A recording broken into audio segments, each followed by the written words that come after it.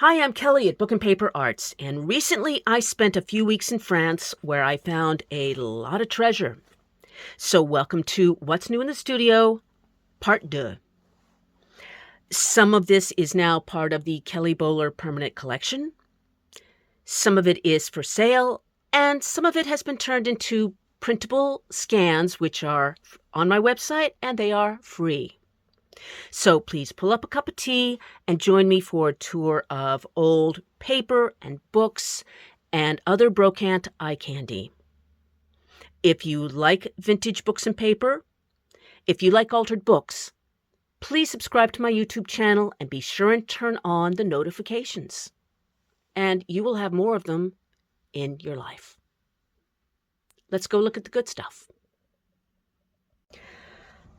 Before I get started, I want to apologize for having smudgy fingers in my close-ups today. Right before I started filming, I had a mishap with a fountain pen, and the fountain pen won. This ink isn't coming out anytime soon. Sorry. If you've seen my collage work and my altered book layouts, you know that they are often bird-heavy. I love old birds. So when I saw these, I couldn't just leave them there, and I bought them as a birthday present to myself. They're from an old encyclopedia, and I'm not cutting these up. I am going to frame them and put them up here in my studio. I have made some printable versions of these. I've made some scans, and they are free. They're on my website, and if you'd like to check that out, there's a link to that in the text box below this video. So you can follow that and go get them. I collect a lot of postcards. I put them in the ephemera boxes, and I just enjoy looking at them. But these are extraordinary. They're made from celluloid. And something that makes me feel really old is when, let's come down so you can see those, when somebody young comes into my studio and I show them a piece like this and they say, "What's celluloid?" Yeah, that makes me feel old. Celluloid was an early plastic, a forerunner of plastic. And usually, or often when you do find a piece, a postcard made from celluloid, it's grown so brittle that the edges chip and crack and break. But these pieces actually have really well-defined scalloped edges. Beautiful condition. I do not know why they felt the need to put a decoupaged element on a postcard that looks like it's made of carpet. But I do like these gold corners. This, I don't know if this is celluloid or plastic, but it's got a little bit of 3D going on there. It's almost like a pop-up. This one is so pretty. And again, it's got a little 3D here. And it's handwritten.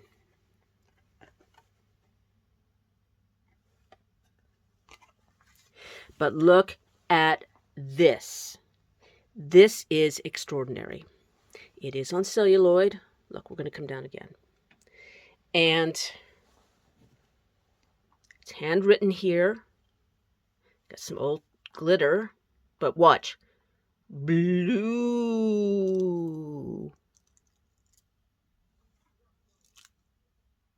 That's wild. If you are interested in these, check out the link below the video.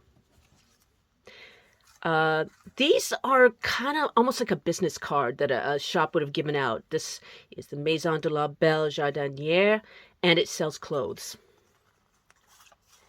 Now, they have pictures of adorable kittens doing jaunty things. But this one, this is a sweet shop and novelty shop, and they have some wacky children getting drunk. Yeah, somebody called Child Protection Services. This is something you don't see every day. It is a tiny, tiny statue of Joan of Arc. I think it's made out of lead. It's definitely a white metal. And unfortunately, if I pull it up any further into the camera, it all goes blurry. So I'm not really able to get the detail here. I wish I could, but she's wearing her armor and holding her sword to her breast. And it says St. Joan down here. Now, even though this is made of lead, it is very, very, very light. And there's a reason for that, because these were used by people that were on the road. That might be a pilgrimage, might also be a soldier. And if you, let's say, were a soldier in World War I, you could carry this tiny, tiny saint. And there were all kinds of them. Here's another one. I don't know who this is. I think it's John the Baptist. But, so you would carry a tiny saint that corresponded to, say, your birthday. And you would use it in your devotions and also for protection. So these were a thing that were popular with soldiers in World War I. Collectors call these port-o-saints because they're portable saints. And if you go online and you look up port-o-saints, you're going to find a lot of them. Go down the rabbit hole. I do not have her original case, so if you do want this piece, it's coming in. I don't really know what this is. It's very old indeed. It's made from like a gutta percha, I think.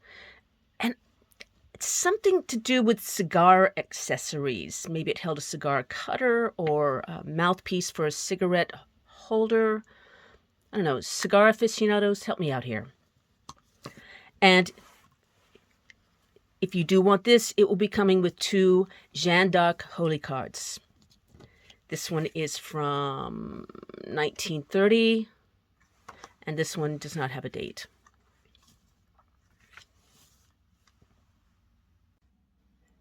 Speaking of World War I, sort of. This is a missal, and a missal is a kind of a prayer book. It has psalms and cantiques and prayers and lessons. And this one's from 1918, which would have been in the middle of the First War. It's got this gorgeous gilt stamped here and these turquoise and gold end papers. And during World War I think they probably had angels on the brain.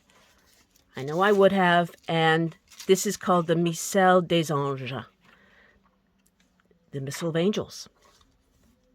And there's a calendar here. And inside on every page, there's one of these lessons or prayers. And then on either side, there's images of angels, different ones. Here's the Annunciation. And the angel in Zachary.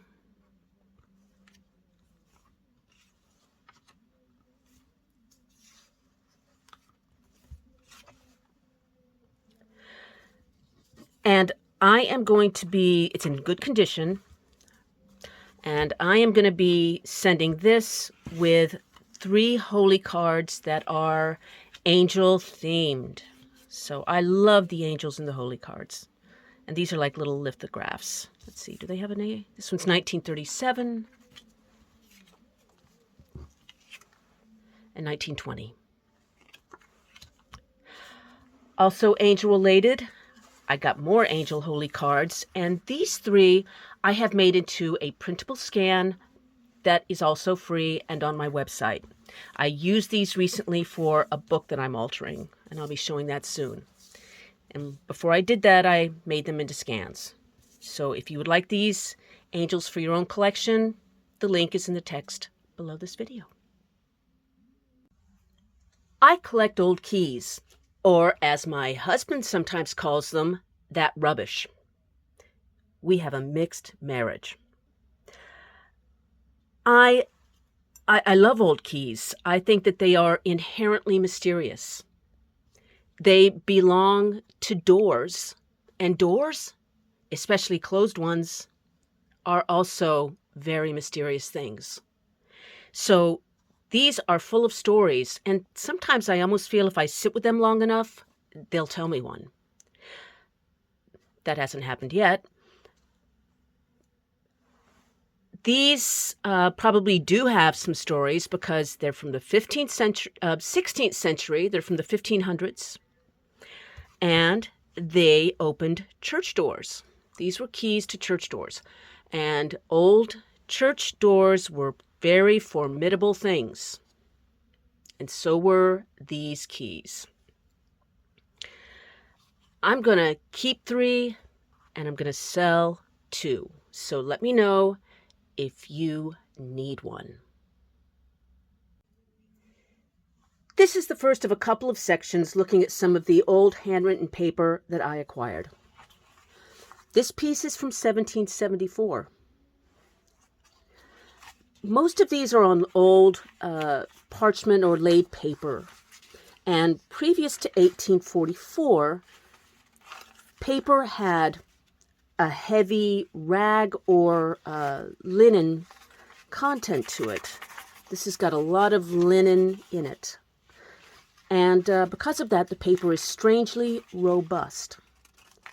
So that paper from 1774 is probably going to hold up better than paper from 1944. Here are 2 pieces from the French Revolution, or they're dated from the time of the French Revolution. And you can tell because of the date. It says An 10, which means year 10.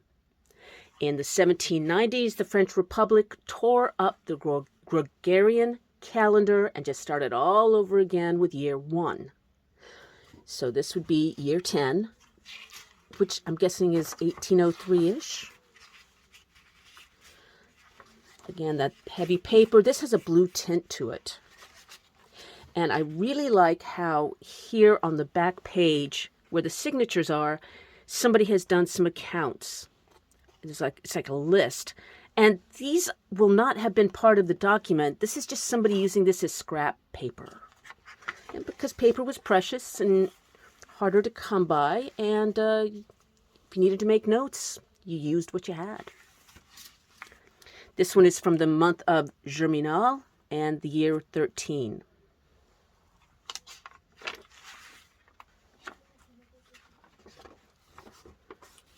This is got some little flourishes down here on the bottoms.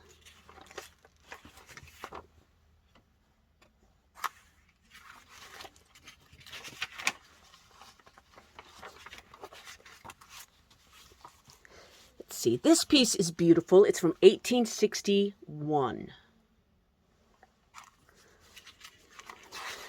And I'm showing this one because I've never seen this before. For some reason, they have changed. It's all handwritten, but it's as if they've changed font several times in one page or even in one paragraph. Like they just went from cursive to up and down to script, bold. That's curious. I really like it. It's certainly entertaining. Maybe they were bored that day.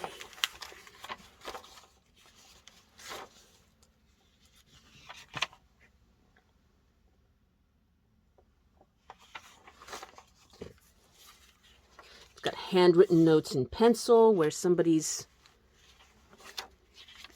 added some things. And then you get to the end, and there's this like a ledger page with some accounts. And then boom, poof, I don't know what this is. Again, I think it's used as scrap paper because it's unusual for people to have written in the back of the cover. And it's just, instead of having this controlled style of penmanship, it's wild and fun. Finally, this is a piece that I'm keeping for myself. And it's because it's beautiful, and also it's just too delicate to ship. See, it's ripped up there. And look at this. But I still want to show it because this is why paper fascinates me so much. This was mended over and over. Someone has made patches with little pieces of paper trying to hold it together. It is from 1804. It's got this stamp here. Written sideways, notes in the margins, some mending here. And so even though this piece is staying in my collection, I again have made a printable scan of these 4 pages and the cover, and they're free and they are on my website. On a less romantic note, I got a huge stack of these old receipts called quittances.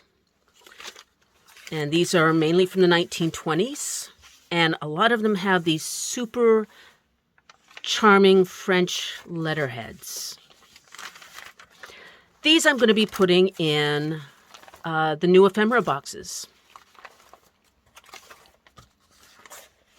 And they'll be good backgrounds for collage and also additions to junk and art journals. Ooh, I got this stack. These are completely unused. New old stock from the Hôtel de Boeuf Couronné. And again, they're going in the boxes. You can do a lot with that. I also, in the boxes, I'm going to be putting these. My tripod will not go anywhere near high enough to show you the whole page, but they're a kind of a stock or share certificate. And it'll have this certificate and then the tickets. All of these little pieces, which, would make good embellishments. Tags. And I have a version of this certificate and the little tickets. Again, it's printable, it's on my website, and they're free. Go get them. I came across quite a few rosaries and medals, but I'm only going to show a couple of the more curious ones. This is a medal with Saint Therese of the flowers. It says Souvenir de Mission, and it does have a hallmark, but I don't think it's silver. I think it's might be brass. But it's got beautiful detail.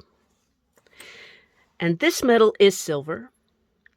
On one side it has Christ with the Sacred Heart.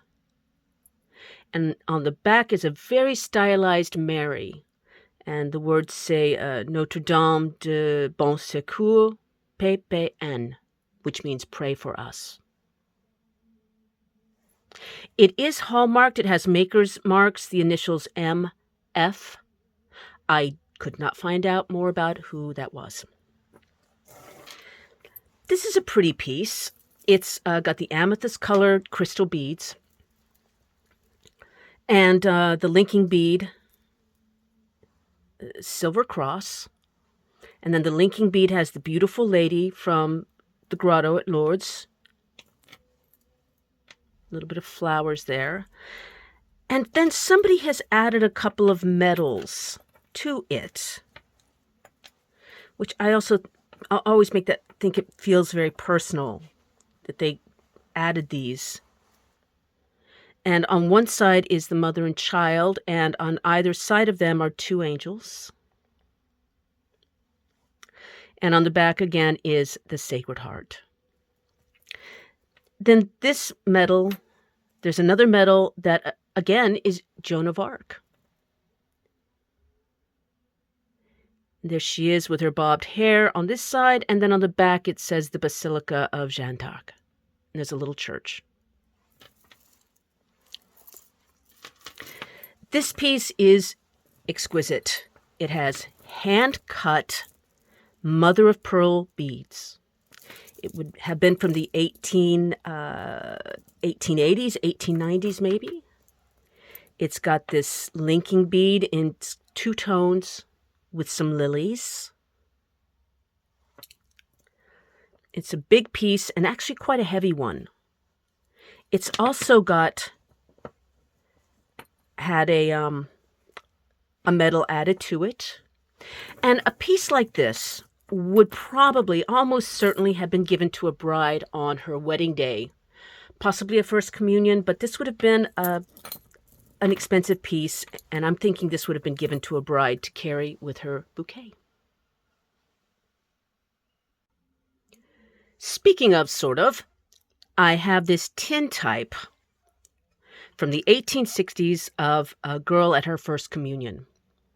I collect first communion photos, but this is the first one I have got that was on tin, a tin type. Back when photography was brand new, nobody knew, hey, it's going to be on cardboard or paper or digital, goodness knows. So at first they tried putting it on tin. I just cherish this. Also, fancy weddings. Talking about fancy weddings, I have this album of old wedding photos. And I'm pretty sure these people had money.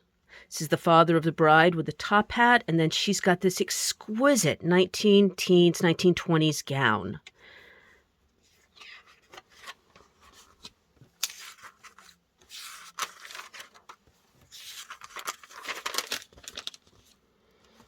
And their dresses aren't too shabby either. Look at those mustaches. He's actually wearing spats. Oh, and they're being photobombed by the doorman.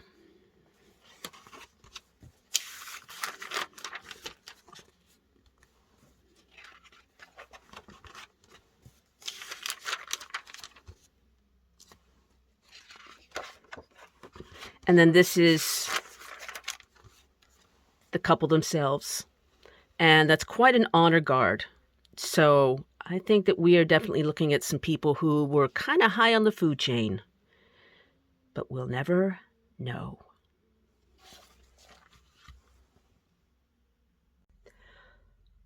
Holy macaroni, I got lucky with the lace this time. These pieces are handmade. This is from a cotton thread, and it's called border lace. And it would have been used on something like a tablecloth or a bedspread. Here's another piece. It's also handmade, but from a finer thread. This is a silk thread. And I just think this would be so beautiful added to a shabby chic cover of an art journal or other piece. Now, a piece of a length of this handmade lace does come in the ephemera boxes. But look at this. If you happen to know somebody that needs 25 yards, that's 22 meters of handmade lace, you know where it is. This is made with a heavy linen thread that's called a chanvre. And I just love this contrast between the roughness of the thread and the delicacy of the lace making. So, 25 yards.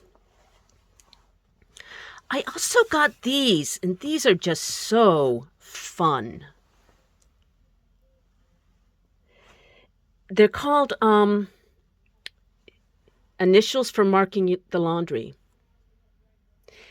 And what they are, they're a kind of ribbon, and it would have had your initials on it. So if you sent your shirts or even your undies or whatnot to the laundry, you would have these initials stitched into them so they didn't get confused with anyone else's. And each box has a different thread with different ribbon with different initials. Now, what I'm going to do with these is in the next round of ephemera boxes, each one's going to have a box of laundry ribbons. And I know you can think of something to do with this. I only have a couple of different initials. CL had a lot of stuff. Here's one that's DT. But by all means, NE. Let me know when you order a box, and if I do have your initials, I'll sure include it. Here are a few bibs and bobs that didn't go in any section very well, including this cabinet card of, I think he's got more attitude than any kid in a cabinet card I've seen, and that's saying something. He's got the big bow at his neck and this collar. And look at this. This kid has forgotten more about hair parting than I will ever learn. That makes me happy. This makes me happy. Let's see. Here is another holy book. It's visits to the Saint-Sacrement and the Holy Virgin. It's got these marbled end pages. It's kind of a small piece. I like that. It's from 1839. And inside, as sometimes happens, it has original holy cards. That one's from the 1800s.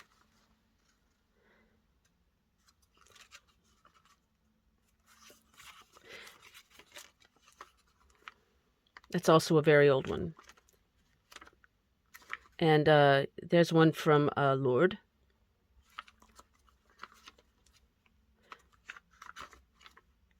Oops. And the Guardian Angel. This book is very similar. It's stories, sacred stories. And it's actually from 1752. It's pretty, not in very good condition. But look at this. I could not just leave this there because someone wrote her name in the front of this book by hand in 1759. And it says Anne Hay, who lives in front of the church, 1759. And I think that's just something sweet and poignant about, that's the way Anne Hay wanted to write about herself in her book.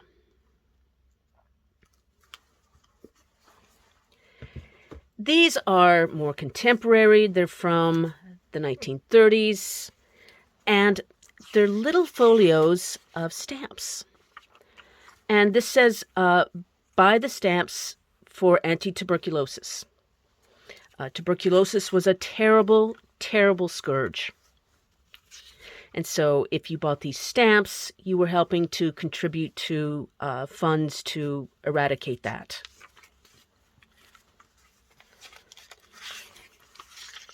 And I believe this is sponsored by Nestle. And it says, save all of the little ones.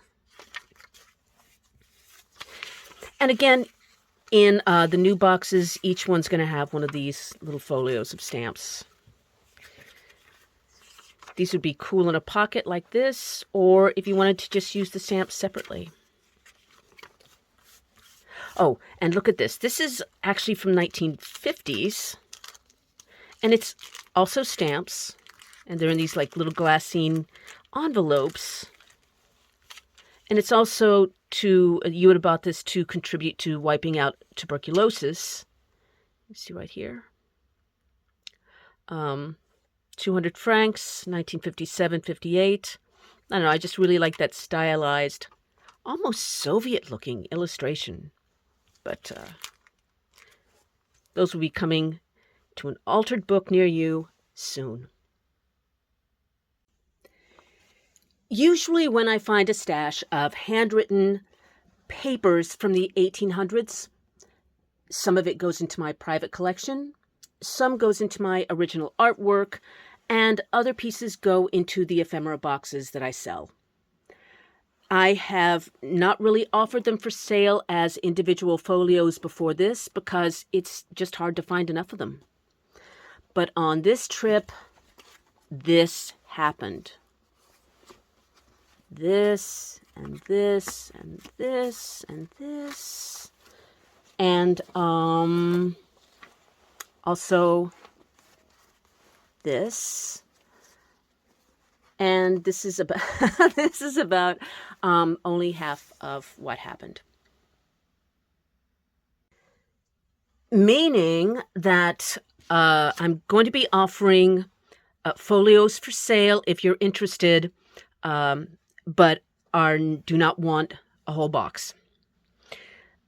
They're going to come like this. One folio without a cover.